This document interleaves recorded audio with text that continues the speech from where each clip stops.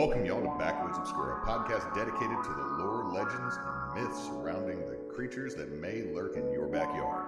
My name's Hewitt. I'm Chris. Anyway, man, how are you doing?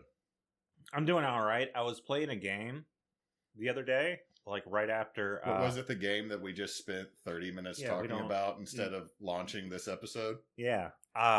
And I won't get into that, but I will get into the fact that, like, I was sitting there, lounging, playing a game, having fun, and then the back of the chair gave out, and I tumbled. So I've had to... You did a little tumble? So I've been on a chair crusade for the past couple of days. The first chair, I went to Big Lots. So, big mistake for me. Chair crusade. That's my favorite expansion pack to World of Warcraft. Shut the fuck up. I mean, it's mine too, but so I went to Big Lots like a dum-dum because I was like, I'm gonna just get a cheap chair until the next year and I can afford a better one. I put 2025, give me chair money. Give me chair money. I say this as like the president coming in, the president-elect is like, yeah, I'm gonna boost costs by like 20%.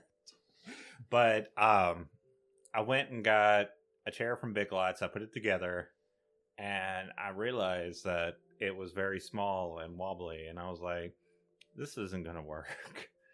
The back portion of it was digging into my back, and I was like, "Okay, so I got to return this." And I was kind of like moping to my wife about how I bought a shitty chair, and she's like, "Why didn't you just go to Office Depot or Walmart and just look at the chairs before you bought one?" So your wife went, you played self-loathing, and she went Uno reverse logic.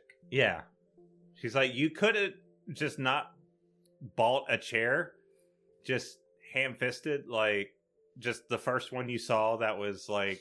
Don't be fisting chairs. Don't fist chairs. No, she was like, you could just not, buy a chair on a whim because it's, cheap.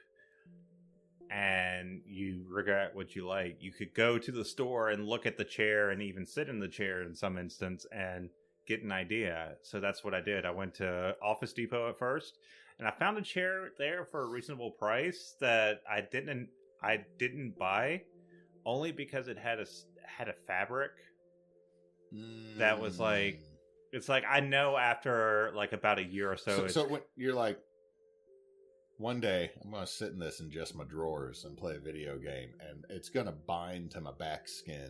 Well, yeah, it was that, or it's like the friction, it's going to rip at the seams, I don't want to know what's happening in that chair. Just, anyway. Yeah, future Chris, bleep that one. So I went to Walmart. I saw a chair about the same price, about the same size. Decided to get that one. It has a lounge feature. I put it together. I sat in it, and I was like, this is good. This is what I needed. See, I will have to break down and get a chair here soon, because you can see the 1970s office chair that I've been using. That has stayed together for ages, though. It literally longer than I've been alive. Like, but yeah. Here's my thing with chairs. Like, either they need to be below my shoulder blades or behind my head. Like, if it's anywhere, but like if it stops mid shoulder blade or it like doesn't go all the way up to the back of my head, I hate those chairs. Yeah. The thing is, like, I actually guessed right on the chair I have, because I want to have a chair where I can play guitar in. So you can hit lounge mode with your guitar and just jam. Yeah. That's what I like to do. That is, you know what? That's you living your best life. Go. Yeah. Get that. And like many millennials, I live on my computer, so. I'm weird then, aren't I? I don't. Well, I say that like as if that's all millennials do, but millennials are pretty mixed in terms of like their hobbies. Because some of them can't afford computers. True. I feel bad saying that, but now I'm like, oh. But no, this chair turned out really good. I'm gonna enjoy it. It's just another one of those things where I'm ready for like 2024 to end. Mm-hmm. Even though I know 2025 is probably not going to be much better, but this is when you do what I do. You tuck a shoulder, you bulldog through, Yeah. And if something trips you up, you get up, you punch it, and then you keep bulldogging. So how has your week been? So Monday, aside from the Thanksgiving, Monday I tried to take my kids up to my parents so that my wife and I could have a couple days of just us at home, which would have been dope. But then, like, my child, my sweet, lovely 15-month-old, decided to vomit. Oh no! All over the back of the car, and my mom's like, "Oh, you can still bring her up. She can bring her up." I'm like, no, I gotta wash the baby, the clothes, the car seat, this one section of the brand new car. All of it's going to be wet, and I'm not putting the baby back in a wet car seat to drive up to you. She's also vomited today, so I actually got to do some woodworking today. Like, I've gotten Christmas gifts, and I'll show you when we get done doing this. I'll show you what I've been working on. But all of a sudden, Emily comes up. Help is what she like. I have to take my noise canceling headphones off. Help, and I'm like, what do you mean? My child turns around. My child's looking at me like, like, Dad, you know the picture of the cat that's just like covered and like looks all super sad. My daughter's looking at me like, Dad, I fool up. So I'm like, I'm just picturing the meme of like the guy in the doorway. You just see the silhouette. It's like a really buff dude, but it just says "Mama fool up." Yeah, it's 100% that, and I'm like, oh God, like it was one of those like, it's been like 9-10 years since we've had this happen, because my son's that old. And it's just one of those of, she turned, like, when my wife showed me my child, and there's just, between both of them is where most of it went. And then I can see my poor wife as I hand motion through hair. And I'm like, yeah, I can stop. I can stop right now. It's like, okay, you know what? Let's handle this. We gotta let's own up on this. Yeah. We're going to do this. But I've gotten a lot of work done. I've made the handles to the bread bow knives. Hell yeah. That they feel okay to my hand. I'll probably get you to grab one to see if it feels all right in yours. You know, I love grabbing handles, so. Yeah. Making some bowls, doing some carving, doing some sanding. Damn, you've been busy. Yeah. If you can give me a whole day that I can get into the shop, I will be fine. Now, the problem is I also sneezed a whole bunch of red. But that's because I was working on cedar. So at first I was like, oh shit, that's blood. No, wait, you've been grinding cedar, dude. So I got to get messy today, and it was wonderful. And then my child got messy. And it was bad. It was bad. So, yeah. And there's one more thing I want to talk about, because I got really excited on a whim. Uh-oh. Okay, so Moose and Frecky have infected me with the MTG. Oh, did you get your commander? I got my commander. On a whim, I went to our local game shop and I was like, give me the battles for Baldur's Gate, please. And I paid $5 for that. I went home, I opened it, and there she was in all her beauty. It's on my phone, actually. It's my background on my phone. Yeah, you showed me.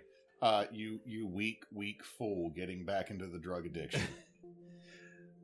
Like, okay, so Frecky has been getting on to me because you haven't been playing enough with him.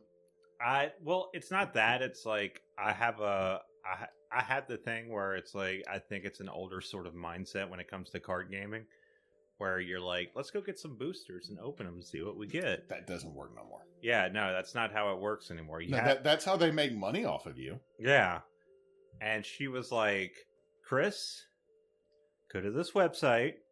If there's any cards you want, look it up and buy them. And I'm like, I'm sitting there looking through the website and I'm like, they're actually a lot cheaper than I thought. Yeah. Okay. So part of me knows how efficient and proper that is today. The old Magic the Gathering, like the dude who has built and sold 3 multi-$1,000 card sets of Magic the Gathering over 30 years. Built one, sold it, built one, sold. Okay, let me say, built one, got it thrown out by my parents because they thought it was the devil. Started playing again, sold it all off, then rebuilt it all again when I started playing again, then sold that all off to the game store so I could get D&D books for free. Mm-hmm. But it takes the sport out of it a little bit to me. Like, if I actually wanted to start playing, I'd do what you're saying. Go to this website. Like, okay, first off, I'd buy the starter deck that has what I want. Of course, like, I think And what then you I would do Yeah. is if you're going to start playing again, is get Starscream as your commander. Yes, I would. Because Starscream is coming into this bitch like a fucking rocket. They have Transformer magic. Oh, I know. cards now. I know. I also want dark as milk chocolate Aragorn in my deck. They also have so we And, need... and let me follow up with this. The reason I say that is I absolutely love the art of the card with Aragorn and Arwen when they're getting married, and Aragorn looks like if Idris Elba had been cast as Aragorn. And the number of fanboys that got mad about that, I'm like, no, we need more of this. you know what? No, I need more of this. You know what? Remake right now. Peter Jackson, remake it. Get Idris Elba. Get Idris Elba. But you know who plays Frodo? Viggo Mortensen. Just switch it around. We just switch it all around. And then Legolas is Danny DeVito. I wasn't going to say Danny DeVito. I was going to say, what's his name that plays... Not Daniel Radcliffe. I did it. Fuck. Are you saying get Elijah Wood to be Legolas? Yes. Okay. You know what? Everybody has to change except Billy Boyd and, God, what was his... Merry and Pippin have to... You know what? Sam, Merry, and Pippin have to be the same. Yeah. Actually, you know what? Sam gets to be... You know what? Sean Astin can be the old gaffer. Charlize Theron has to be Gandalf. I don't know why. No. Ricky Gervais has to be Sauron. I thought you were gonna say Ricky Gervais has to be someone that's cool. No, but like Ricky Gervais has not been cool since like no. That's why I said, you know what? Ricky Gervais plays the Weinstein orc. God damn it. Okay, we're gonna also we do include Prince Arahil from the southern coast of Gondor, and that is when Viggo Mortensen shows back up because Prince Arahil is supposed to be the most Gondorian. Like he's supposed to look like the old school Gondorians. So just have Viggo Mortensen walk out in his majesticness going, I still know how to sword fight bitches. Lord. Okay, so we gotta... Before this turns into another episode that we can't post, like we literally recorded like... you're probably going to post this as maybe episode 52?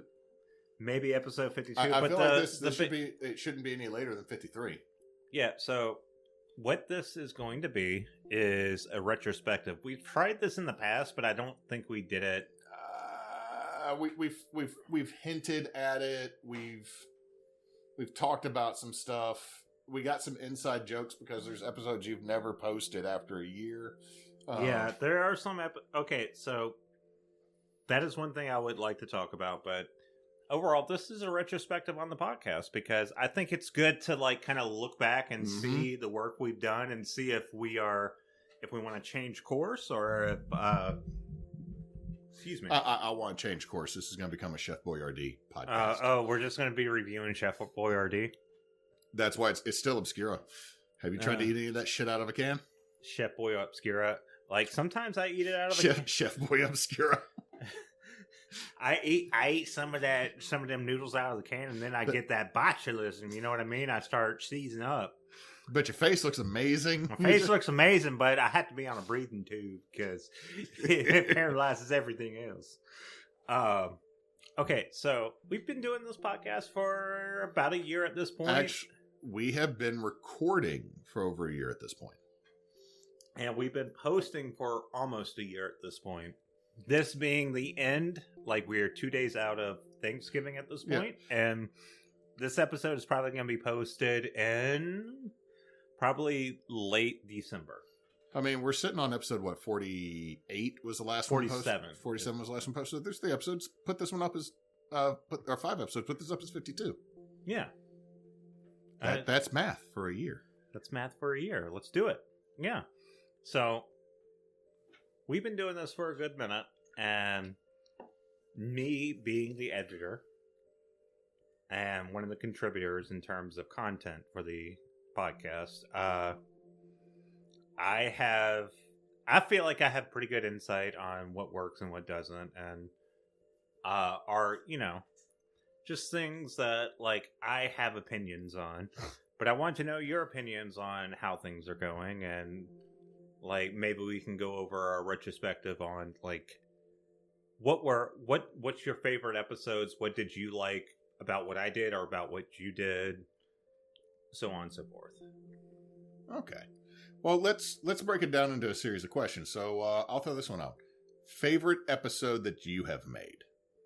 I think my favorite episode so far has been the Axeman episode. Like, I think that one was, like, my best. I wasn't my best in terms of, like, speaking, but it was my best in terms of, like, research and just getting into the episode. Like, there are a few episodes, like the Jean Lafitte episode, where I wanted to, or the Creusot episode where I wanted to do that, but either life or just, I just fell short.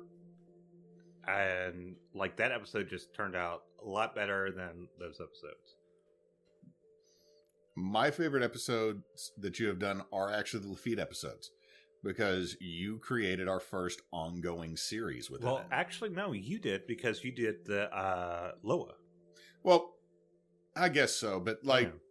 I know what you're saying though. Like you had like all of a sudden you are so down on Lafitte, and I don't mean that to sound weird. Like the first time I think we mentioned Lafitte was with the Cretin place.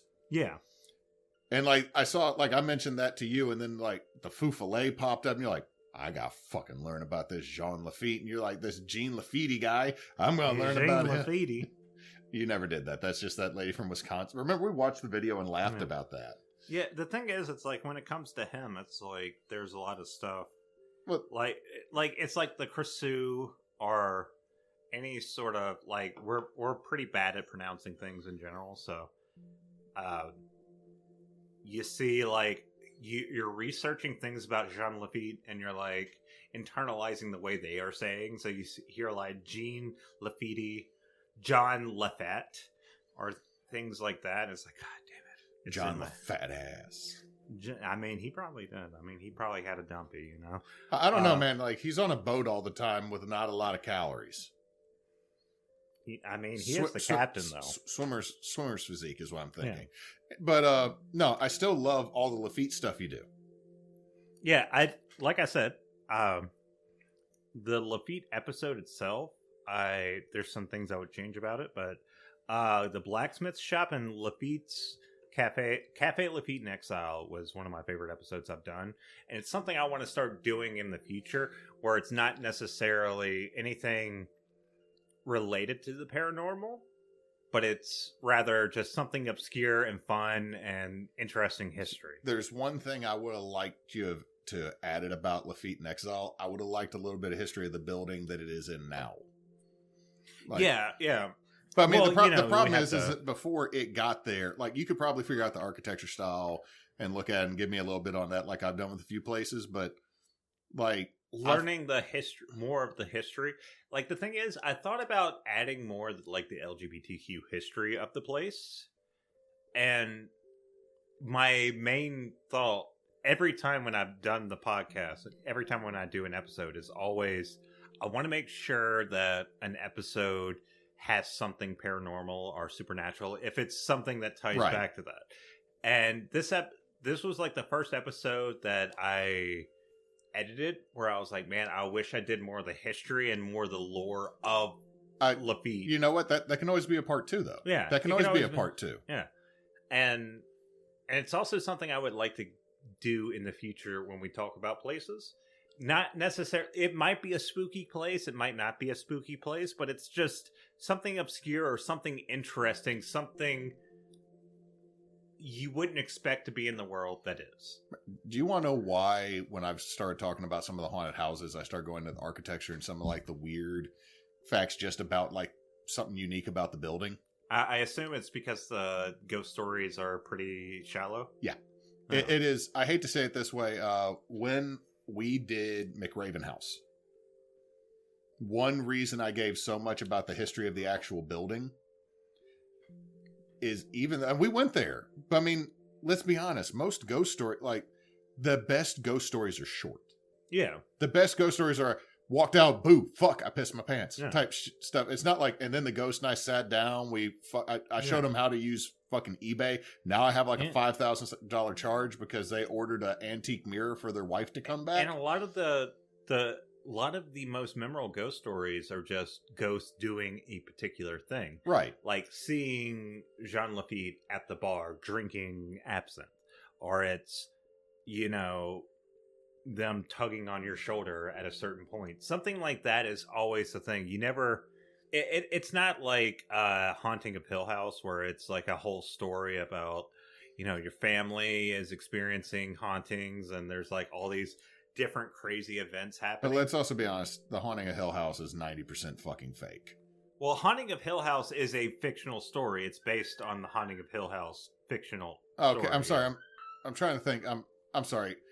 We've also talked like we want to talk about the Warrens, and I always end up throwing. Yeah, you got the wire scrolls. That's fine. I'm sorry. Yeah. Like anytime I hear Haunting a Hill House, I end up thinking of this. Like, I always think it's one of the multiple Warren bullshit cases. Which, by the way, sometime in 2025, it will be released that we're going to talk about the Warrens, and we may or may not be in trouble or a problem. Yeah. So I intend to be. That is something I would like to do. Like, we talk about being like Southern skeptic or Louisiana skeptic, and let me go ahead, because I'm the one that is more likely to believe bullshit out of the two of us, right? Yeah. I mean, for the most part, like, my whole, like, if we're gonna, like, just put this out there, like, for the longest time, I was into, like, the new atheist sort of skeptic sort of movement until it fell apart, and just I kind of realized at some point, like 2017, 2018, that they were pretty full of shit. And I'm not saying it just turned me religious or anything, but it's also for anybody that didn't know this, Chris is about to give his first sermon as a Pentecostal preacher. Praise Jesus. Jeebus. Don't take your Do not make that joke. I will. No, we are entering a very bad time. I'm not. Hold on, Chris. This is when you need to edit in some type of music in the background, and then we come back. I'm like, and now that we've had a conversation about inappropriate things to say on the fucking internet. I'm sorry. I understand where we're heading, but for the longest time, I was like super hardcore into the anti-theism stuff, and I've kind of like realizing that people are flawed, and we don't really know as much as we want. We know a lot. Like, science is amazing. I love science. I still love science. I go with the agnostic category now in terms of like that. And like, I'm when it comes to like seeing something spooky in the woods, my most likely thing is like, that's weird. That's weird. It might be like, some wild animal. I'm not going to test it. I ain't going over there near it. Yeah, because if it's a rougarou, I don't want to get fucking mauled by a rougarou. But also, if it's an alligator, I don't want to get mauled by an alligator. The alligator's slightly more scary because, like, if the rougarou's like, John Boy, the rougarou runs off. Fuck. Oh, dang. He like, knew what it was. Oh, no. Shit. But no, like, as someone who is I like to say I'm an excommunicated Christian because I still hold the tenets of the faith. Yeah, I mean, if you still believe and practice the faith, then you're a Christian. The thing is like, I go by what the dude, like, I went by what the stoner and his 12 friends wandering through the middle of nowhere did. Like, that's what I go with. That's what I try to follow. But my big issue is, the reason I say that I'm excommunicated is, I'm going to say this, and this might piss some people off. 90% of Christians in the United States are not actually Christian and do not understand the faith, because if you're out here saying that we don't need to give succor and aid to people, you're preaching the gospel of wealth, which came from Carnegie, not from JC. And you would probably also say JC needs to be deported right now by your incoming Fuhrer King Lord. If I were to say something as an outsider, someone that grew up, and like, I grew up Presbyterian. Look, dude, I've been kicked out of, like, the church I go to now with my family is nice. but you know the church that you went to the church that I went to as a kid, that like I was. Well, yeah, they were shitty to you, and I'm sorry. They disinvited me. I mean, for one, I was like, you I was a goth kid. You did. Okay, let's be fair. You ate that shit up, and the second someone got mad at you, you're like, I'm just going to start pouring gasoline right here. Yeah. So I was like that goth kid, all black, wore death metal shirts, wore horror movie shirts. I had like the Bad Taste shirt with the middle finger alien on it. And I would just, your old church, the Baptist church that was just kind of like a hub for the neighborhood, which was a good service in the neighborhood. Oh, no. Like the fact that they opened up the fellowship hall, not the fellowship, but the Family Life Center to people like, hey, come play pool, come shoot. Hey, bowl. And then it's like, don't say fuck when the dude's doing a prayer. Like, I think that was like the bare minimum. Yeah. Like, for the most part, they kept everything. Don't smoke pot in the pottery barn. Yeah. It's like, as long as you don't do anything illicit, you're fine. You could go there, you could bowl, you could hang out with folks. And I had fun going there, but like when they started getting me there for a youth group, I kind of ran afoul of the youth pastor. Who's now the actual pastor there. And I got into, one of the last times I ever interacted with him was argument of gay marriage. And because he started going off about, like, it said something. It's Adam and Eve, not Adam and Steve. I mean, and not in such a crude way, but he said it something like that. And me being like a 16-year-old, 15-year-old, I raised my hand. I'm like, who cares, though? It's like, and it was like, Jesus cares. Like, why would Jesus care about that? And me being the argumentative asshole that I am, I just continue to prod it. But, and then they're like, well, we're just gonna move on. I'm like, okay.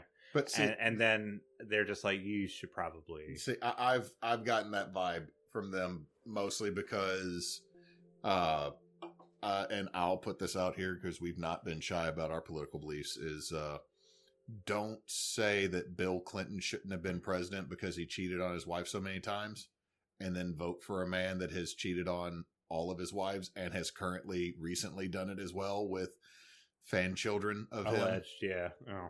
I'm not going to even say alleged, man. You know that. I'm going to say alleged for legal reasons. Yeah, you know what? Yeah, for legal reasons, alleged. But yeah, totally. Any case, it's one of those that, like, I've been kind of pushed away. Like, one, I was always kind of the weird kid at church because, like, I loved ghost shows. I loved alien shows. Like, remember back in the day when number 2 from Next Generation did Fact or Fiction? Oh, yeah. And fucking Are You Afraid of the Dark?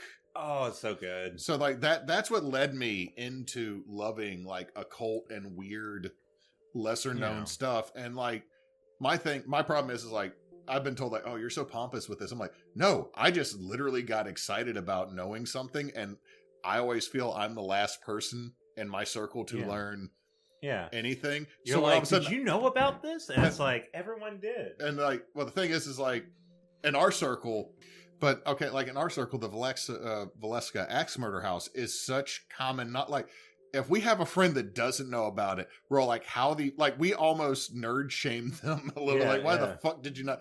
This is like on every ghost show. But then, like, learning. We'll sit there. It's like, oh, you don't know about the Valeska axe murder house? Let me tell you about the bacon. No. But the thing that's, like, with that, though, like, I'm listening. I'm still, like, 6 years behind listening to, and that's why we drink. And when they talked about the Valeska axe murder house, neither one of them knew about it. And I'm like, okay, go back to 2017. Yeah, I knew about that. And I was always white. Remember, like, my nickname was White Bread in the steampunk community because, like, oh, Hewitt doesn't know about this. And then I'm like, yeah, I do. And they're like, who put Tony's in the mayo over there? I'm like, fuck you. But, like, so, like, that's, like, the kind of thing, and, like, we kind of went. What's funny is you're probably less white than most people, despite your look. Bendejo. Anyway, so, like, just because we kind of got down our background with this, like, I think the first time I actually met you, I was working the bowling alley and you got into an argument with somebody. Yeah. So like you're like I was a senior and you were like a freshman or sophomore. Freshmen are probably dropped out. No, you hadn't dropped out yet. So no, I would have been a junior when you were a freshman. Yeah.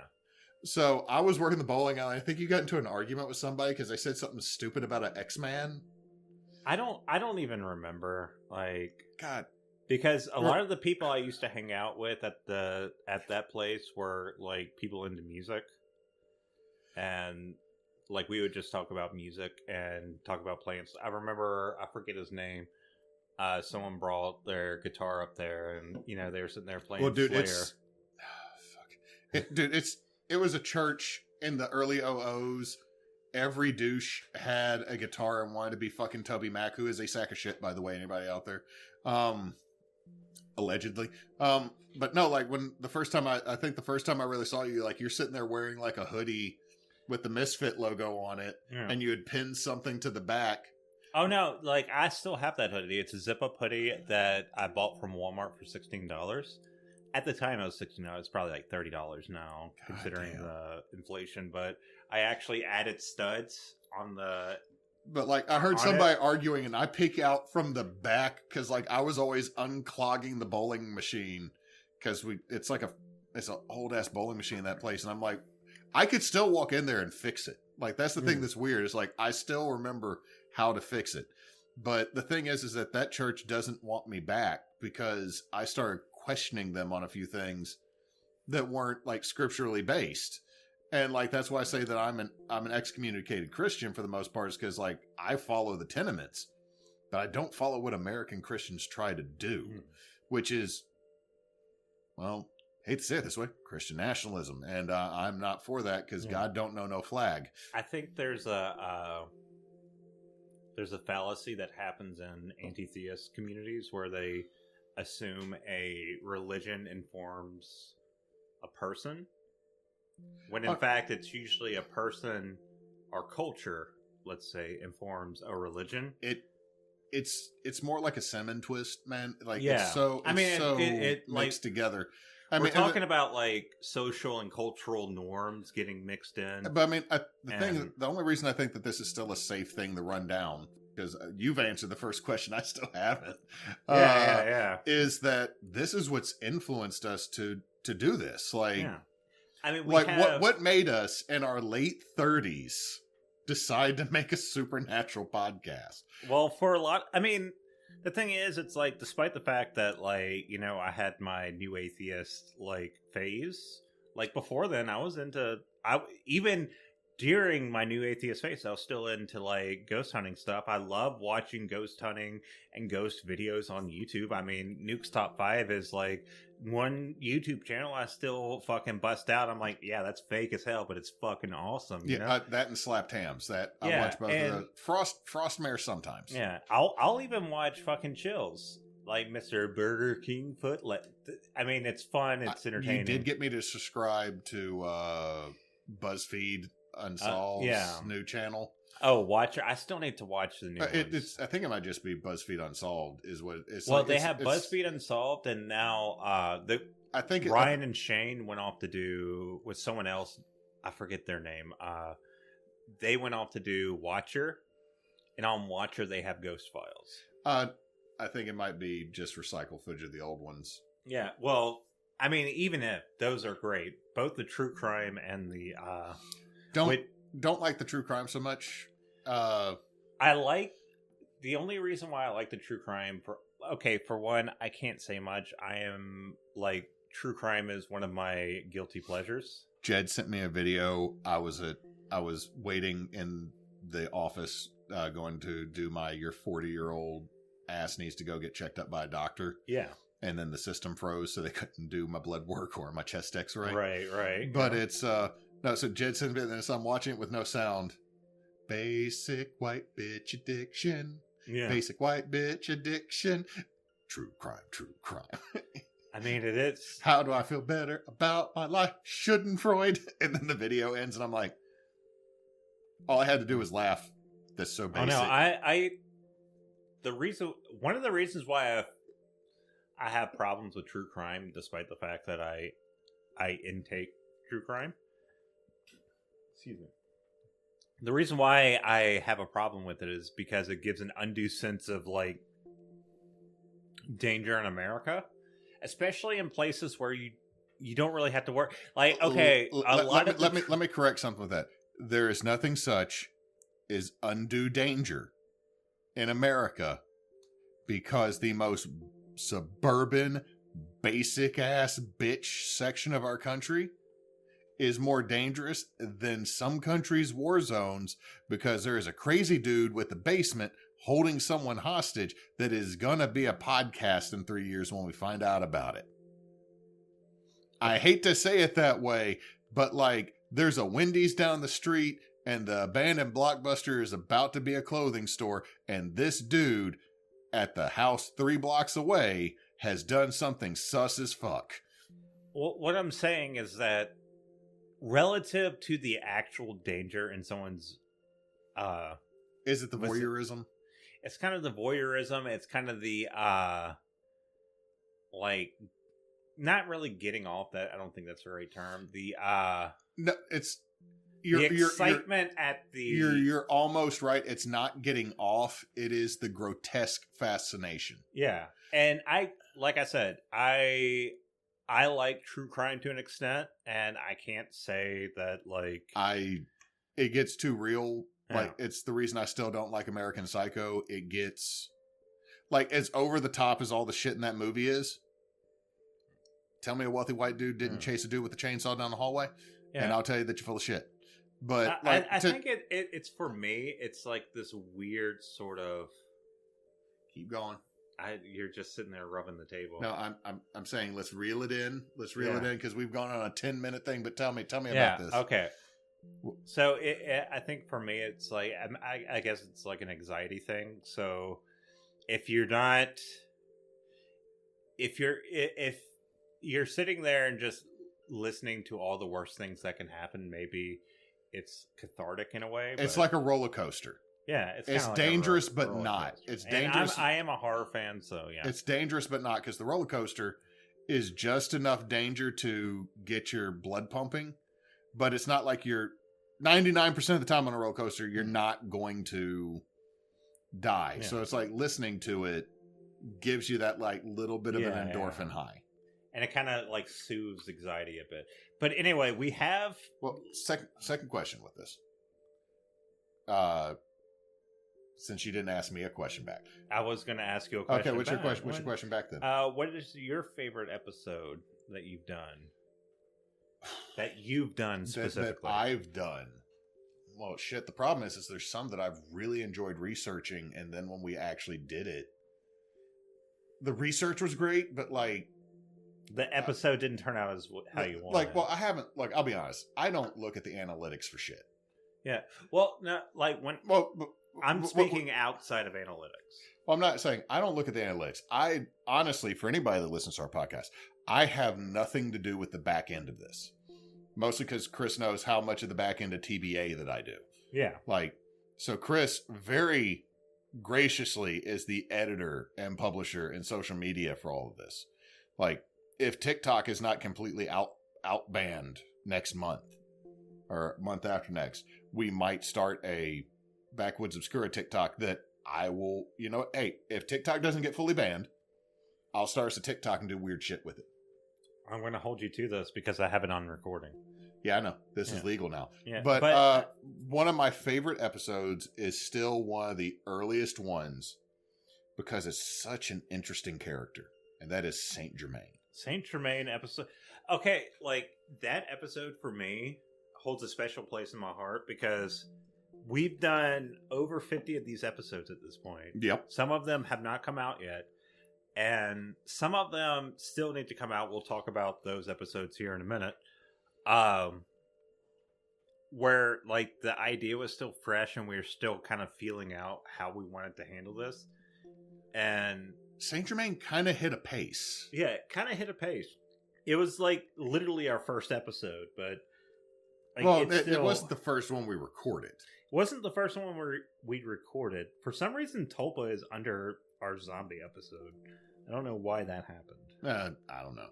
But like, I like talking about Saint Germain because Saint Germain is, like, I'm a history teacher and a historian. I love Mr. Bullshits. I love the number of Mr. Bullshits that pop up in history, like Paracelsus, like I mentioned him in one episode. Mr. Paracelsus, if he existed, is a Mr. Bullshit. Don, our good friend Don, is kind of a Mr. Bullshit. Dr. Nightshade, that was a member of ASI and was a trauma film special effect actor, is a Mr. Bullshit because he also wore the Donatello costume as a stunt double. And to be clear, a Mr. Bullshit does not mean like they're full of shit. No, it's just means... like you call bullshit on what they've done in their life, then you find out more and more about it's actually true. Like somebody that does so much wild shit, that's a Mr. Bullshit. Yeah. And I love that, like, because there's so many Mr. Bullshits and Mrs. Bullshits throughout history. Like Catherine the Great's a Mrs. Bullshit. Like when someone has to make up a legend about you getting killed by a horse during coitus. That's a Mrs. Bullshit right there, right? Like you've done so much wild shit in your life that someone had to come up with a story that everybody would be like, it's maybe, Yeah. no, Okay. no, but maybe. So like the Saint Germain episode is one of my favorite that I've done. No, I liked it too. It like those first few episodes. I think I have rose-colored glasses on, and I think if there will always be a soft spot in my heart. Yeah. Kind of a follow-up to that is I really, really like the episode that made you so uncomfortable with the hotels. But that's because of revenge, because you had like 2 baby eating episodes back to back, and so then I had Terrar and then the Krasue. And then the Terrar episode I liked. Terrar was a fun episode because that is very much a bit of odd info. And it isn't necessarily supernatural. It's just weird. Yeah, like, and not weird in the sense that like no, it's by every definition the Terrar story is weird. Yeah. Like, well, I don't want to say. Terrar as a character is weird. His condition is serious and needs to be treated. If it needed to be treated, yes, and they didn't have the means at the time. But you know, it was the 1700s. What can you expect? A bunch of weird motherfuckers. Yeah. So I mean, like, I really do like the Saint Germain. I'll be honest. Anytime I start talking about a New Orleans haunted place, like Big Charity was another good one. Oh, Charity Hospital was such a good one. I really like that episode. I like all the Loa episodes that we've done so far. Like, yeah, I'm trying to be as respectful as possible. At the same time, we have not touched my favorite of the Loa, though. Oh, we haven't touched. We have not talked about Samedi and Maman Brigitte. Seriously, like I mentioned, Samedi with the Gates of Guyana. But I won't lie, I absolutely love Baron Saturday. Like, everything I found out about him, there's a reason he's one of the most popular, is also, motherfucker got style. And I need to get back into, we keep talking about, like, series that we've been doing, the Lafitte one and the Loas. I need to bring back an 8-Boy. You do. I've left a couple alone that I've almost touched. Now, let me fire a question at you. What episode that we have done do you think needed a little bit more polishing? There's a few like, as the editor and as someone who is very self-critical, there's a few episodes where I feel that way. I'm going to throw this out there. The one that probably needed the most polishing is actually one of our most popular, and that's the Luton. The Luton, yeah. I remember you, like, listening back to that. It's like, we said so many swears, guys. Yeah, we were just cussing up a storm in that. So many swears. Mad. And it was at the end of the night. We had a few beers, and it was just... I got mad because this little asshole steals socks. Chris got mad because... They blunt knives. I even made a joke during our Extra Life. Like, I donated money and learned that the donation could actually talk to people. Yeah. So I started having Luton throw like $10 and $15 at the thing just to start aggravating Chris in the game. Okay, you want to hear the weird thing? and this is something I need to examine myself, Uh-huh. is the episodes I'm most interested in are the one I feel that I'm not as happy with my personal performance. Well, Not performance, Let me but interrupt you on that. You are so critical of everything you do with this podcast. I am. Like you were critical. Initially, you were critical of the way your voice sounded on recording, and like the only reason that I'm more comfortable doing this is, well, you have a good radio voice. well, it's too. not even just my voice, Chris. You have a good radio voice. It's And I've noticed my voice has gotten better. Or maybe I've gotten used to it, or maybe I just learned how to speak. It's a little bit of the last two, but the thing is that you were so critical of yourself, and it was 90% you weren't used to hearing your own voice. I'm a teacher, Yeah. which means 90% of my day is me talking to my students. So I have to get used to hearing myself. I'll be honest with you. There are times I am talking and I legit don't hear myself because I've said this 3 times before to another class, that I'm on autopilot, which means I'm reciting stuff to students. So if somebody does something over here that's new, my ADHD brain goes over there and the whole lesson stops and I go, you were talking. Yeah. And you did something that was new to me because I've said this is the 3rd show I've done today, kids. Yeah. But you've gotten better with this, mostly because I think you've gotten used to doing it. And you've also gotten used to hearing your own voice. And while that might seem semi-narcissistic, Well, I it's don't not, think it's because narcissistic, if you're the editor, like until we make it big and can hire an editor, one of us has to hear our voices. Yeah. So, like, the episodes that I'm mostly, like, critical of is one, the Creusot. I think, like, maybe I could have done a better job presenting the Creusot, but I think I've talked about this before. This is around the time when my dad passed away. Yeah. So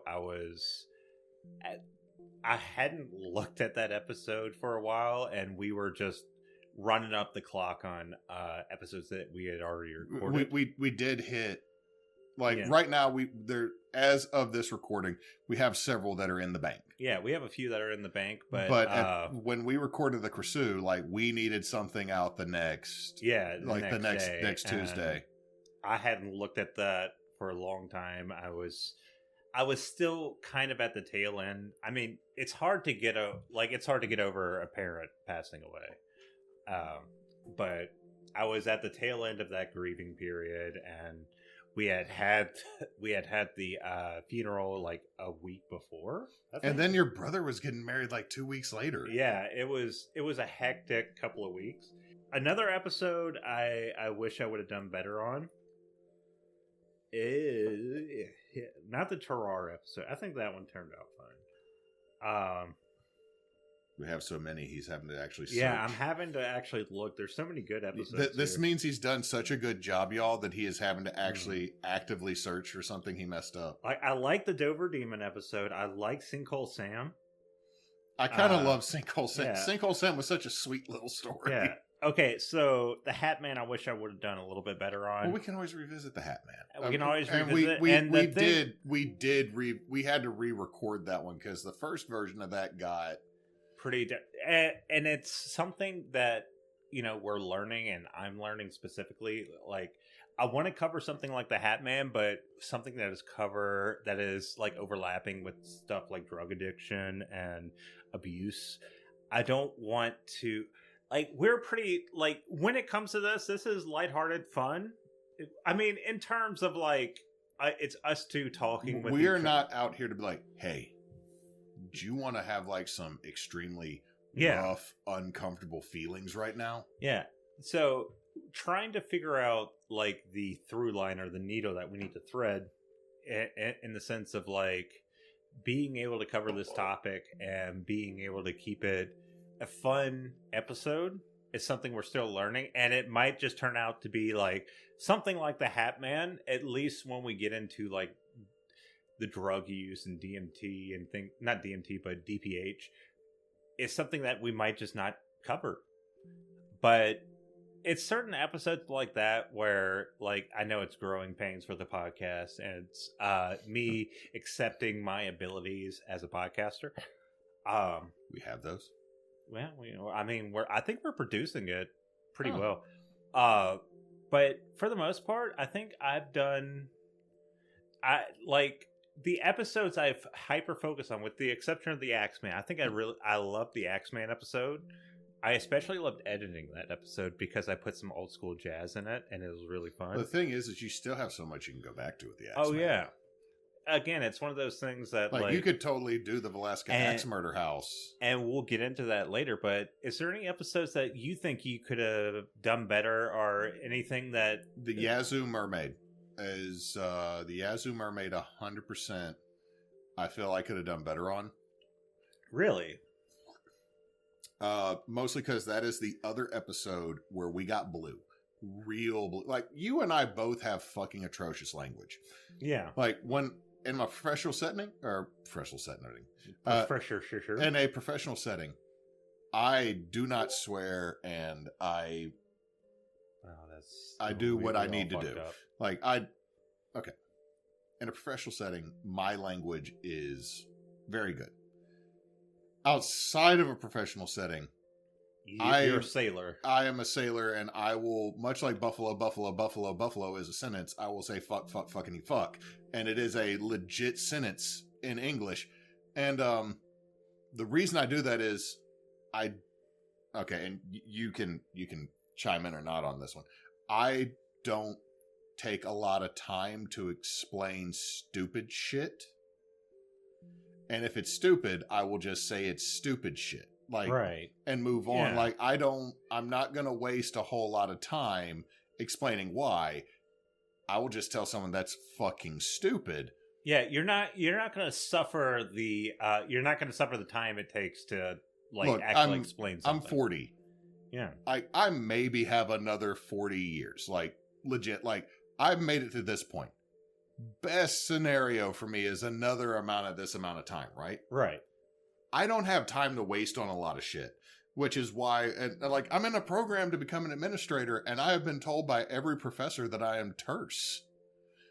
Mostly this last assignment that I did, that we had to evaluate a school that had a whole lot of issues, and my first stance was terminate the bookkeeper immediately. We have 55 situations where we have missing funds.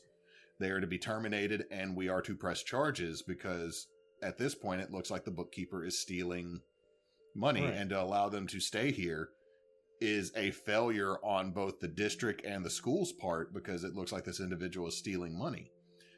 And I got, like, the first response I got is that's so harsh. And then after that, like, everyone else has like 2 comments on their post. I have 15. One of which is the professor telling me you're 100% right, but your language is terrible. And I'm like, if you're negligent or completely incapable of doing your job, I'm not going to suffer that. I'm going to tell you, you're garbage at this, and you're no longer needed here. Like, this is you're not gonna beat around the bush. No, this is why I'm not in human resources. But so, like, which is fun. Okay, I'm gonna say this now. He went on this huge rant about how he's terse and how he's doesn't have this tactfulness, but like he can be a teddy bear. You gotta make me blush over here. Yeah, like when it comes to serious matters, he's gonna tell you real shit. But when it comes to like being a jokey boy, he is a jokey boy. I am also in charge of social emotional learning for my school right now, which is... Oh, no. I'm just kidding. Well, no, the thing that's funny is, like, with kids, I'm great on this. It's like, why are you crying? Well, this happened to me. All right, let's work through it. And, like, the whole time, I'm still making the face. I'm making it you. And then all of a sudden, I get with adults. It's like, you too old for this shit. Shut the fuck up. Then the kid goes, Mr. Hall, someone made fun of me because I said, hey, I might like boys and girls. It's like, you buy, be ready for it. Come to me when you need help. You're awesome. I love you. And the kid's like, all that sounded like a threat, but I feel better. And walks off. And then like an adult, why'd you do that for me? Because you're too old for this shit. Work your shit out. Come on, Samantha. Damn it. You have a bachelor's and a master's degree. But Damn it, Hayden with an A and an H and a D. And there's a G in there somewhere. It's a silent G like pterodactyl. No. But the Yazoo mermaid is one that, like, if we could have polished that a little bit more. But it also didn't help that I think that was another time, like, we were about to have, like, okay, we have a month we can't record. Let's go ahead and knock 4 out. And that was the 4th one. And we had, like, for anyone at home, let me pull back the curtain. Chris and I usually do not imbibe in any type of habituant or alcohol normally throughout the week. Yeah. When we do this, we might knock back a couple beers. And I think that was one of those. It's a... Like, this is a chill moment for us. It is, but sometimes like 2 episodes in a night is a solid spot. I think that's when we did 3 or 4, and by the time we got to the Yazoo Mermaid, we were both a little toasty, and, like, much as I love that episode, especially the editing where it's like, and you will be cursed, bitches. And I made like a smack because I was trying to hold back a burp, and you did a voice edit over that. And you go, even that last part? Yes, even the last part where I almost burped up a beer. So, like, I really wish that would have been a little bit more polished. And we've learned. We have learned. Like, because we have, like, we recorded the first day we recorded the Rougarou, had to re-record it. We did the zombie episode, which we kept. And then we had to re-record the Rougarou. No, we did the Rougarou twice because we had some editing issues. Or no, we had sound issues the second time. But no, we had a third one we recorded that night because Bosch walked into my house just out of nowhere. Yeah. As he did. And then we did ghost stories, but we were so gone by the end because he's hold on, if we're talking ghost stories, he ran back home and came back over with a bottle of Hibiki. And it's like, let's just have some whiskey and cokes. So that episode will never see the light. Well, we've deleted that one. I don't know if we delete. It might still be up on the drive. We gotta delete some of the ones off of the drive. My drive's about to be full. But to get back on point, let's talk about what I think is both of one of our favorite moments of recording this first year. Was actually going on our first ghost hunt. And we had the second McRaven House episode. We kind of talked about this, but I think if we hadn't started doing the podcast, we wouldn't have gone there. We never would have looked to go to McRaven House. And I'd be willing to pay the $70 again to go. Like, part of me, like, we aren't shit right now. We average anywhere from like 3 to 10 people a day listening. I cannot say how many are bots. Our presence is still pretty small, but once we start getting up there, I don't know if we will or not, but I hold out hope. Well, I mean, the biggest thing is, let's be honest, this is an excuse for us to hang out. Yeah. But like, my big thing is I want to be able to, like, go to someone and, like the folks we met, like Brian and them at McRaven, and be like, hey, could you, like, if you ever go on a ghost hunt and you just need some extra bodies, and if you don't mind us being there, just let us hang out and do some ghost hunting. And actually, that's not a bad thing if you want to, like, I'm putting this on you because I'm awkward. And yeah, my big thing is, like, if anyone's out there that listens to the podcast that actually is, like, in a ghost hunting thing, I haven't actually, like, been into that space in such a long time. I wouldn't know where to go. But, like, I'm, it might be one of those things in 2025 if, like, if there's some Louisiana ghost hunting people, or Mississippi or Arkansas or even Texas, that we can reach out to and just be like, hey, we do this podcast and we would like to, one of the things we would like to start doing is just, going to places and just hanging out and kind of giving our experiences. And that actually was going to lead me into another thing I was going to put as a question, I guess, or ask you. is I think both of us are 100% fine if in the next year, other than just doing the podcast, we do move into like joining in if people are willing. Yeah, if someone's willing to have two novices that, mostly skeptical novices, and the thing is, there's a lot of ghost hunters that are like amenable to that, because like I remember during the 2000s, like the whole skeptical idea really took off, and then you have BuzzFeed Unsolved with Shane and Ryan, where Shane is like 100% a skeptic. Like he doesn't believe in ghosts at all, and he'll go into a place and just make a fool of himself. And sometimes, like, that input is needed. And the thing is, it's like we're not going to be as goofy or as disrespectful as that. But I mean, look, some of our friends, Cedric and Evie, did the Trans-Allegheny Insane Asylum. Yeah, I mean, like, no, I'm like, they were so psyched. I'm going like, never in 1,000 years are you going to get my. Okay, let's be fair.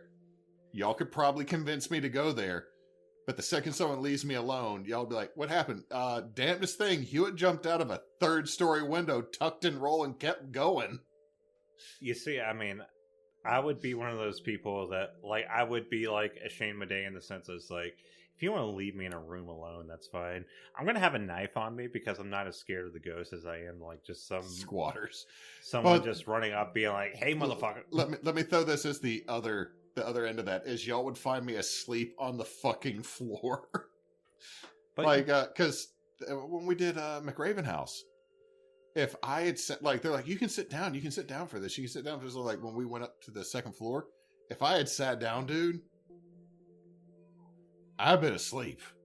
Like, I would have been. There was a few times where I would have been like Gmail. Like, there's a couple times I looked over at that Millard bed, and I'm like, I'm over here going, I'm longer than you. No, like when we were like, I fortunately had a second win when we went to the second room, but in the first room I was having a caffeine crash. Oh, shit. When we were in the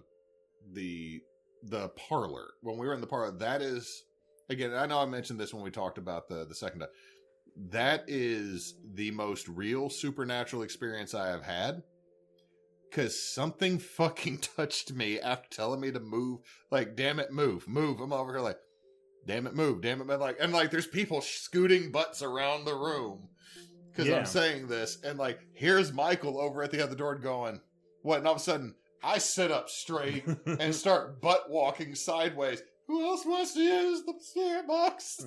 Just like, and then the grandma's like falling asleep over there. But the thing is like, it would not have surprised. Or mother, I should say mother. I'm sorry. Like, seriously, dude, like, I have expected the door behind me to rattle or open. Like, if how good would it have been that night if, like, all of a sudden I butt walked my way over towards you and the door behind me had swung open? But like, all right, everybody, this ghost hunt is done. We are all going home. I have to go get new pants because I have just shit myself on this. I would have just sat there and be like, okay, I'm sleeping here tonight. Like that. I'm just gonna lay down right here and just pretend like I'm gonna pull a blanket over me. Yeah, no, I would have like I was behind like the love seat / couch, which was pretty high off the ground. That's where unfortunately that's where Peekaboo, like the couch you were like right all snuggled up to, was where Peekaboo was caught. Oh, that's cool. So, which is like, I feel like that's slightly racist that they called the little boy ghost Peekaboo, but at the same time, that picture was fucking terrifying, right? Doing stuff like that, but like going into this next year, I want to be less afraid of just covering things I like, regardless of like how popular they might be. I think part of what was like holding me back this year, not that anything was holding me back, I wasn't having too much trouble, except for like maybe 1 or 2 times. But let's be fair, you and I have both looked at something and be like, yeah, and then like the next day, oh, it's too popular. No, it's not that. It's just like, nah, like we will eventually fuck around with the Lalaurie Mansion, which, by the way, I love what one very disgruntled new neighbor of the Lalaurie Mansion is doing. What's that? They're posting up signs like Don, our buddy Don, shared this. They're stapling signs to phone posts. They said this is not the original Lalaurie Mansion. It burned down, so all the ghost shit happened some other time in another building. This is a modern recreation. It's all fake. And I'm like, I love this bitter as fuck neighbor. This bitter as fuck neighbor is now my best friend. That's very New Orleanian. No, the thing is, that's not just New Orleanian. That's so human. Like, this is not Dracula's castle. Dracula never lived here. I just fucking want you to stop parking in my yard, you shitholes. At least Cafe Lafitte in Exile lets you know off the top. We're not on. But yeah. Well, I mean, think about like the Ursuline convent. Like, the number of times people go, oh yeah, this is the blah, blah, blah. It's like, it was built after the Casquettes would have been there. So if like there had been vampires there, did you box the vampires up and then stick them in the new attic? Yeah, that's what happened. So going into this new year, what would you like to do personally? I would like to continue on with some of the, I really want to hit all the barons. I would like to talk about Samedi, Sumatra, and LaCroix. I really would like to hit all of them and then hit Mamawata. Like, I really want to get some more of the Loa because, like, just what they're combined with and what their story is so good. And also, Dr. Facilier is Samedi. And also the fact that Maman Bridget is the only white Loa. You see, that's an interesting angle. I made this joke in the game, and this is going to sound so bad, is that Ayazan and Ayawido, who are the two female Loa that I had functioning the most in the Dresden game, were so mad that Samedi married a white bitch. And the only reason I did that is when we were playing that game, one of my coworkers got engaged to a Latina. And all my female coworkers that really liked him were so mad that he did not look at them, and like they just started making shit up. And I was like, just this cattiness, this baddiness of like very angry women.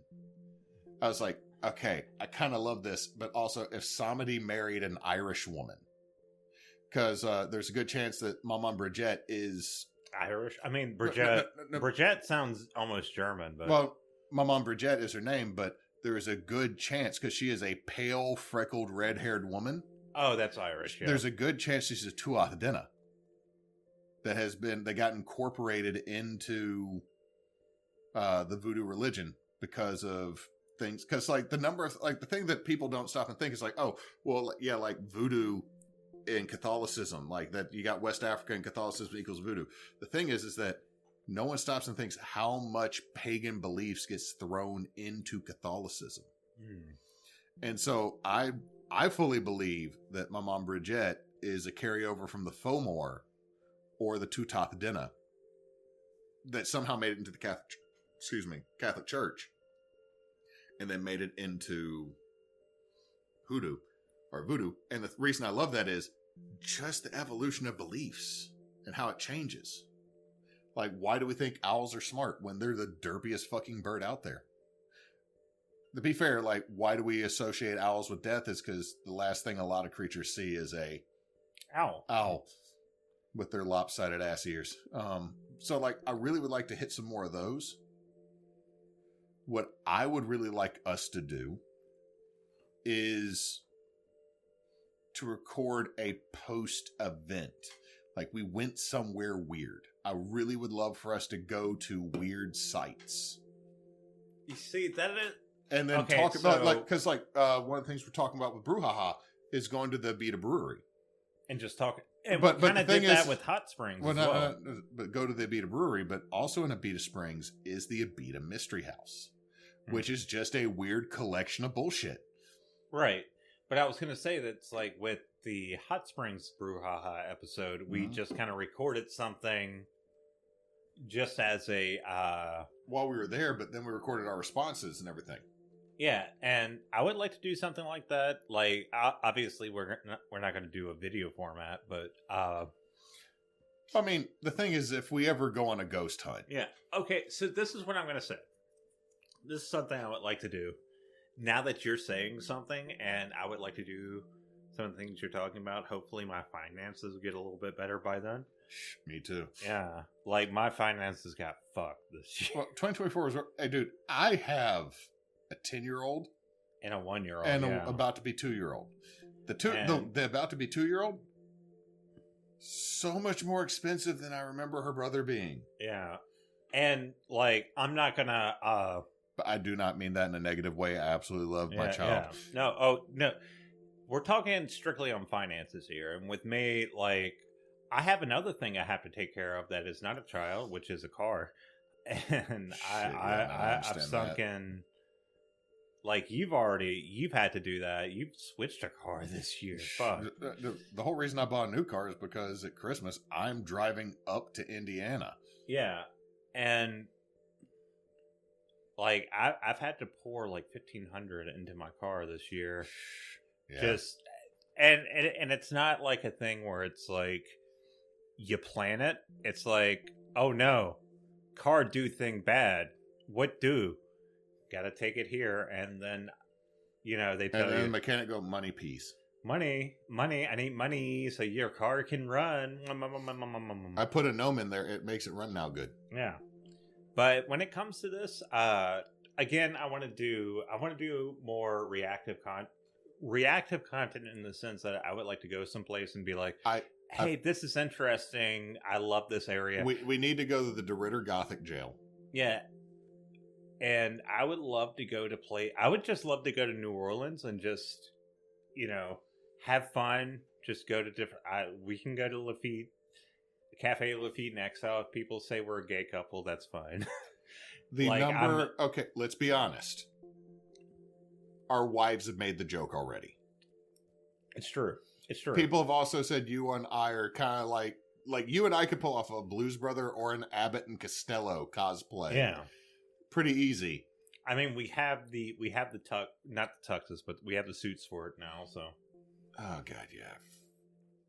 Fucking suit. I don't want to wear a bow tie ever again. Never again. Never again. And by the way, the picture of us from the wedding, it's like, you're sitting there like, yeah, and then there's Nick looking fucking stellar, and then there's Christian looking fucking stellar, and then there's Nathan happy as fuck. I look like a henchman from a movie brought in going, boss, what do I do with my hands? Boss, what do I do with my hands? I'm supposed to be usually Chance strangling and Tony, people. Our friends overseas said that you looked handsome. So I appreciate that, but the thing that I love about that picture is I look so uncomfortable because I was originally standing in one position and Christian grabbed me and tilted me in. Yeah, so you're kind of like... Okay, have you ever watched Doctor Who and seen like the dude that looks kind of like a potato? Yes. That's what I feel I look like in that picture. Is I look like the dude that's like, and this is when I shoot the laser, right? Like the whole picture. Like, this is the thing that also, like, this is, my wife has told me shut the fuck up about this, but I look at my hands whenever I'm talking with people and I always feel like my hands are very small. Like, the way I perceive my hands is very small. And then I saw the picture of me in the wedding and I'm sitting there like with like, who's the motherfucker with small sausage fingers? And Emily's like, Hewitt, that's you. And I go, no, I ain't got hands that big. She goes, shut up. I mean, you always think your hands are small until you see... Well, I mean, also, I thought I was short until I met regular people other than you. Look, I mean, you want to hear something weird? Yeah. I never perceived myself as really tall until like later on in life when I was actually like, pictured with people like with Ruby or my wife. And to be fair, Ruby is tiny. Ruby is like over a foot shorter than me. Yeah. I'm 6'4". She's like 5'2". She's just a little bit shorter than my wife. And like, I never realized how tall I was until then. And it's fucked with me because I'm the type of person that doesn't like to like spook people. Yeah.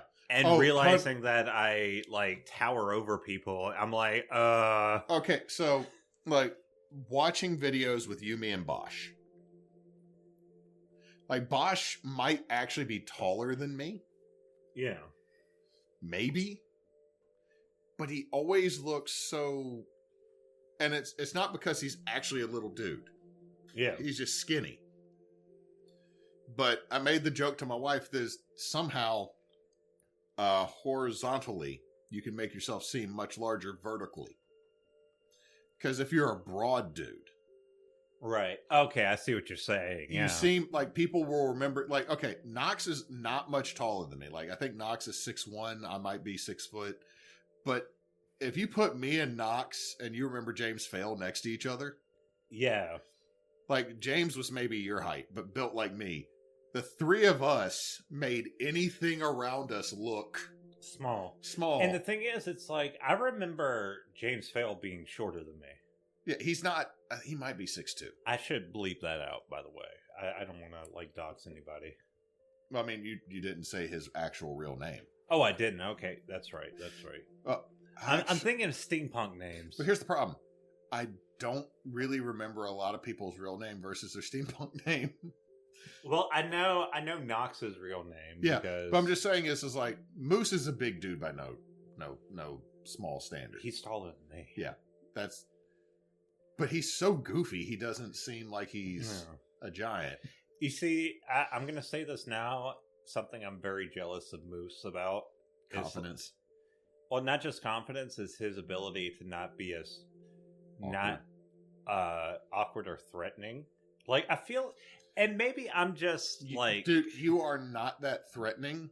Yeah. Like, Okay. So before we keep going down this weird self-deprecating, yeah, let's actually edit. Hold on. Before we keep going down this weird self-deprecating trail, you suffer from the same problem I do.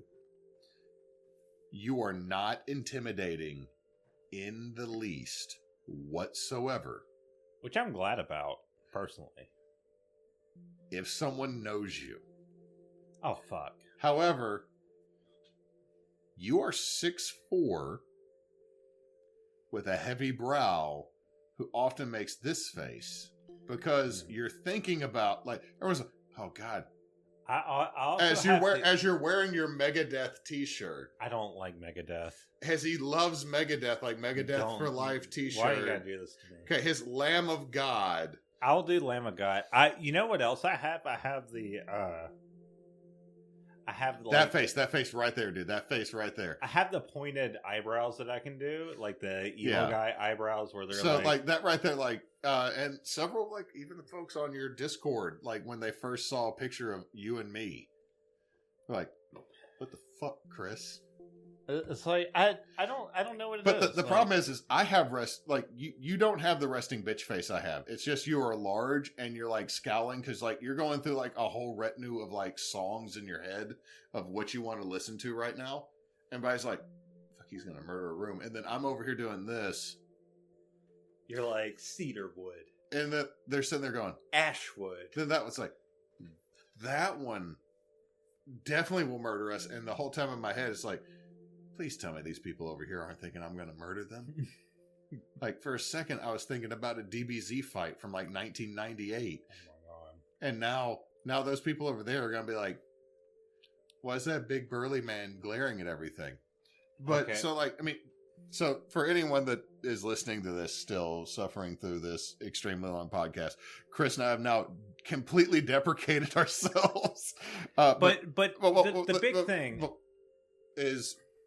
Let's summarize what we were saying before we got into like the weird talk we were on. Yeah. We both want to go do something we would consider weird. Yes. And talk about it later. So we have the experience. Like, the experience will be fun. And we're getting to that age now where some type of experience is more important than... Yeah. Like, okay, let's be honest. Other than like an XLR mic or a new camera for our stuff with TBA. Like, I really don't want the stick figure ghost camera bullshit. Yeah, I would just like to go to a place and like experience something. Okay. Both of us kind of want the thermal thingy though. Thermal thingy is fun. I think that's like $800 though. The thermal thingy was super fucking fun. Like, you and I played with that shit more than you. Yeah. Okay, I played with that, and I played with the the spirit box. The spirit box is like Well, we can afford the overpriced. spirit box because the spirit box also comes with like the dots, like the new version of Phasmophobia's dots camera that's a flashlight. Look, we can just break an old radio and make that.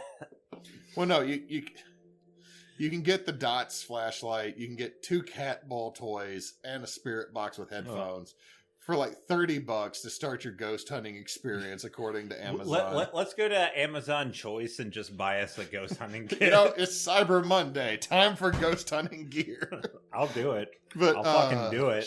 Dude, I've maxed out my like Christmas shopping right now. With me buying a chair, I'm done. Yeah. Anyway, so like I feel like that's a good thing, but let's talk about like I mentioned what I want to do an episode on. What is an episode in the future you would like to do? I would like to get back into the Bigfoot episodes. Like, I know Bigfoot is played out. There's so many big feet though. There's so many big feet, and it's so fun to talk about. Like, okay, something. He has had dibs on the Catahoula Wildmen for so long. Okay, so here's the thing. Like, when we first started this podcast, I was, like, kind of adverse to doing Bigfoot. Like, Bigfoot generally, but there were, like, certain... Well, that's because Bigfoot's real. Yeah, Bigfoot's real. But there were certain episodes... There were certain episodes where I was, like... I really wanted to do, like, the Felk Monster. I wanted to do the Honey Island Swamp Monster, which are Bigfoot adjacent, but they're not necessarily Bigfoot. And then there's stuff like the skunk ape and things like that where I wanted to do those, but I was like, is it too Bigfooty? Now I'm like, is it too Bigfooty? Is it too Bigfooty? Is your feet too big? No. The thing is, it's like I started doing stuff like the Enfield Horror and Sinkhole Sam where I was doing like these smaller cryptids where you had a lot of interesting like little stories. They weren't really fleshed out. Like Sinkhole Sam was not like fleshed out. No, but the thing Enfield is, Monster was not, or Enfield Horror was not fleshed out. The kangaroo. Here's the thing, man, is you actually inspired me to start looking more like I'm going to do the Beast of Busco. Yeah, and those are fun. I'm going to do the. You know what? I'm putting it right here. I'm going to put my finger down. I get the Hodag. Okay, but what I was going to say is that they're fun, interesting little stories, and there are so many little stories about Bigfoot that are around the country and around the world because Bigfoot is a global phenomenon. In terms of like Sasquatch, the Yeti, I forget what the Eastern version is called. Yagway, and things like that. Or if you go to Eastern Europe, just Ivan. Yeah. Overall, I am going to be less afraid of covering things that I might think are like, oh, this is overcovered. Because here's the thing about the internet. Like, y'all know. And, like, it's like the Hat Man. I was sitting there like, oh, yeah, the Hat Man's, like, not that known. It's fucking everywhere on the internet.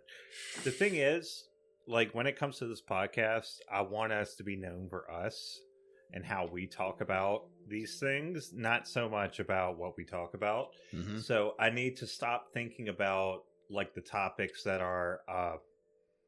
I need to stop thinking about topics about so much about how they are, how popular they are, and more so about how we talk about them and how fun. You know what? I'm with you on that because I've been like the biggest thing, like with everything I've done, I felt like what I've touched is not your normal knowledge or something. Like I keep trying to find things that are smaller, but let's name the biggest thing. So I'm going to ask you, biggest thing you want to cover next year. Biggest topic you want to cover next year. Oh fuck, that's Do you want me to? Do you want me to help you out? And do you want me to tell you mine? Go ahead, tell me yours. Baba Yaga. Oh fuck. I want to talk about Baba. That's a big. We need to both talk about that. Here's the thing: is I want to talk about Baba Yaga because a lot of people know a little bit about Baba Yaga. Baba Yaga's everywhere. You know what? There are two things I want to talk about. Yes. Okay, one is I want to talk more about Bigfoot. I want to talk about my big boy.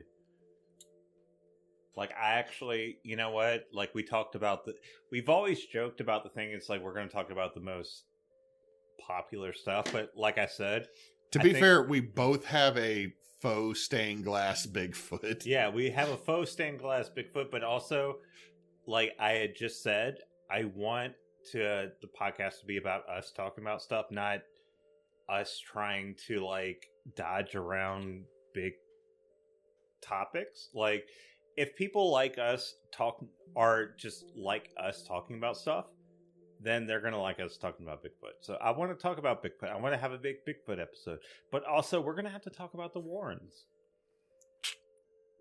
I got opinions. I got a lot of opinions about the Warrens, and that might be like trailing into other issues I have with like ghost hunting and cryptozoology in the future. But I will say this: if we delve into this area, we only deal with the individuals that have passed on, not individuals that are active today. Right. Because I mean, like, there's so many issues. Like, one, I'm going to go ahead and say this. This is 100% my opinion. The Warrens are so full of shit. Yeah, and I will not apologize for that. There's some people that are like, oh yeah, it's like, now I will say this. There's a caveat to the Warrens. I'm not fucking with Annabelle. I'll fuck with Annabelle. No, I'll do it. I will stop you. Because I will be in the same vehicle as you. I don't fuck with ghost dolls. I'll do it. I'll touch the glass. Then you will drive your own fucking ass. But that's the only thing the Warrens have ever dealt with. That, like, because there's so much other. It's just a Raggedy Ann doll. Yeah, I know that, but there's so much other tangential shit that's happened around them. I don't want to tempt the universe. Okay, whatever. Now, I will say this: let's speed run. Zach Baggins, weird dude, but apparently nice off camera. Right. Nick, that used to be on the show, super bitter about being kicked off the show, but also is probably right about some fake shit. Taps, okay. Jason seems to be a decent dude. Grant, there's some drama there I don't understand, and like I've tried to trace this shit because of the shit in front of the internet. But apparently there's some sour grapes there. Also, apparently Grant tried to start a gaming company. Oh, that's cool. Maybe he started Phasmophobia. No, he didn't. It's his starting games is very similar to Gary Gygax's oldest son trying to restart TSR. But here's my thing. Am I still going to watch the shows? Probably. Yeah. Yes, because I love garbage ghost shows. What's my favorite? Okay, Ghost Brothers. I want to watch more of that so I can form more of an opinion because I still love the catchphrase. Why is everybody white? Well, here's the thing. It's like I watch a lot of like ghost YouTube. We talked about Slapped Ham, Chills, and Nuke Stop 5, and there's so many like, countdown ghost TV stuff like that, and it's fun. But when it comes like that, okay, let me restart. When it comes to what I want to do next year, it's focus more on what I'm passionate about, and also I want to get that Warren one out the way. Yeah, you know what? I don't think we need to put it as the Warren one, get it out the way. We need to give it the attention that it deserves. Yeah, that's a better way to put it. And the thing is that ahead of time, we both know we're going to shit on everything. However, that episode is going to need a very special warning that starts with allegedly. There's a lot of allegedly happening. So what is some episodes you want to do? Well, I mentioned I want to do Baba Yaga. Obviously, yeah. I want to... okay, I'm going to say this about Baba Yaga. I want to do Baba Yaga as well because Baba Yaga is one of my favorite. You know what?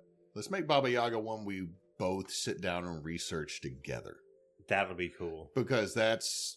You know what? That would be a cool change of pace, like where we just cool come thing. together and just. I also want to absolutely destroy the Myrtles. Oh my!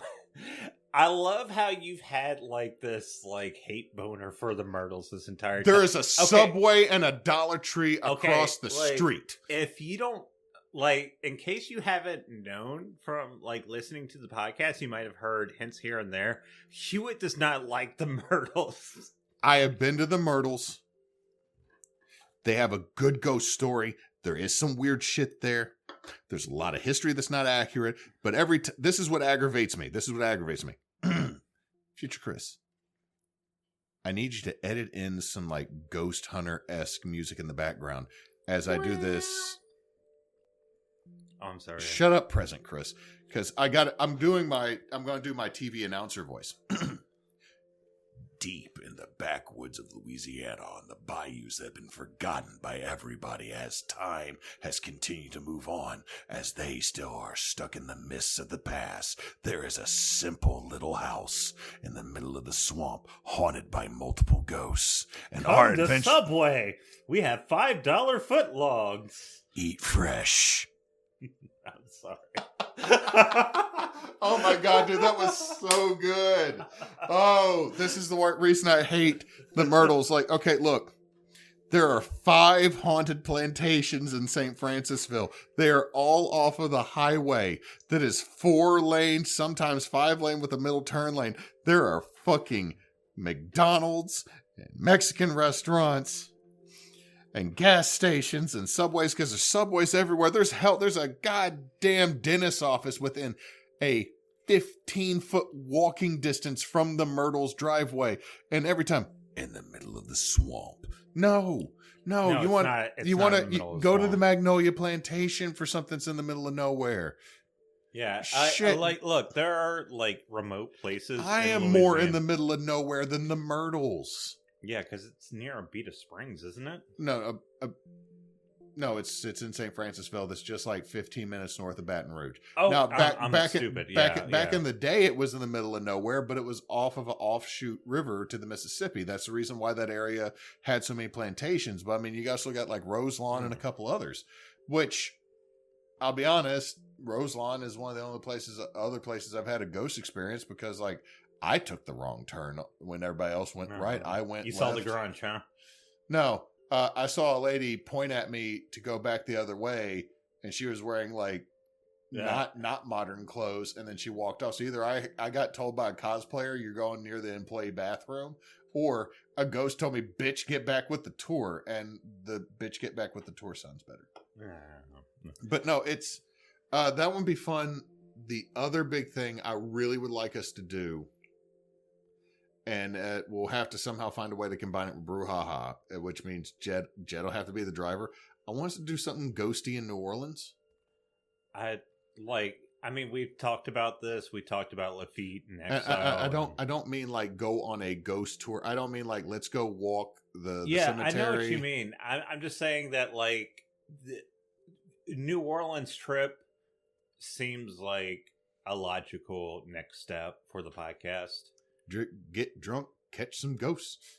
Yeah, get drunk, catch some ghosts. T-shirt, yeah. Anyway, that is. I'm gonna have to cut it here because, goddamn, we've been having a good time just talking about the podcast. I hope you've had fun listening to us, and I hope you. Last question: you happy with everything? I have been super happy doing this podcast. And I hope everyone else has been having a good time. Have you been having a good time? They'll do, pig. They'll do. Yeah. So we are Backwoods Obscura. We release every Tuesday, and hope you catch us in 2025, no matter how rough and rocky it might be. We are also Team Bonus Action. We are Team Bonus Action. Team Bonus Action is a charity D&D / video game / other RPG group. We do live plays, let's plays, and everything else. So if you can tune in, please do. Through the end of 2024, we are partnered with Batson Children's Hospital through Extra Life. Any and all donations will go there. We're at $550 out of the $1,500 goal that we had for this year. So if you can give, please do. And hey, let's all make sure to push forward. Remember to love each other. Remember Take care of yourself. Take care of yourself. Be strong, and If we got a Raw Dog 2025, let's do it. Yeah, let's do it. Let's do this. I hope you have a good day or night or whatever time it is out there. Have a good 2025. I'm opening the Dybbuk box the second that this year starts. Oh my God, don't do that. Don't do that.